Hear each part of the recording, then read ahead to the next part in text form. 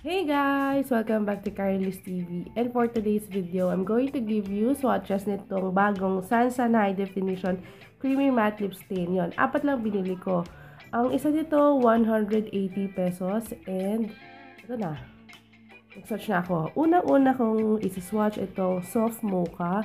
And yun, pink siya. Hindi siya mocha in color. Parang siyang, alam mo yung Nicki Minaj ang dating. Alam mo yung uso yung Nicki Minaj na ganyan yung lipstick niya na pale pink. So, ayan na nga, soft mocha. And ayan, super pa-cute ang lola mo. Ayan, pout-pout. So, ito yung packaging niya. Parang same dun sa Maybelline and also sa EB Advance. So, saan dun sa kabilang side, then nakalagay sa kabilang side, creamy matte lip stain. So, pag binuksan mo, ganyan siya. Ayan, yung doe foot applicator niya. Hindi makita mo na yung color nung shade dun sa pinaka-packaging. So, yung doe foot applicator niya, regular lang. Ano yun? Yun na. Tapos yan, twist ko lang. The next shade is Subdued Choco.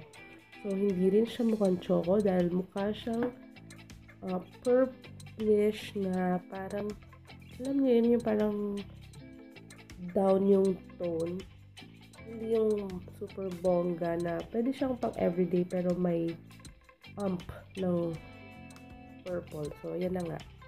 Pout ate. So, next naman is, ano ba to? Wait. Sweet Hazel. Yan, Sweet Hazel. Magandang color siya ng red. O, diba? Pak, pang JS ang dating, te. Nakakaputi yung dating niya, te. O, para ang puti ng teeth ko. So, I love this color. Hindi siya super pang bright red. Medyo warm pa rin siya. Ayun o, parang may pagka maroon, ganun siya. Tapos, next naman ay sige, arte pa. Next naman, Deep Ruby. So, deeper yung color niya dun sa Sweet Hazel.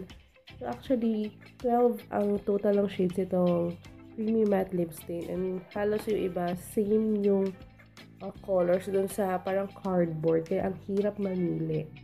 So, ayan. So, mas, ano to, talagang bongga. Pang ruby talaga. Pang mataray. Sa transfer test, ayan. So, bongga. Actually, after 3 minutes yun. So, good job. So, thank you guys for watching. Please don't forget to subscribe, like, comment on this video, and don't forget to share this on your social networking sites.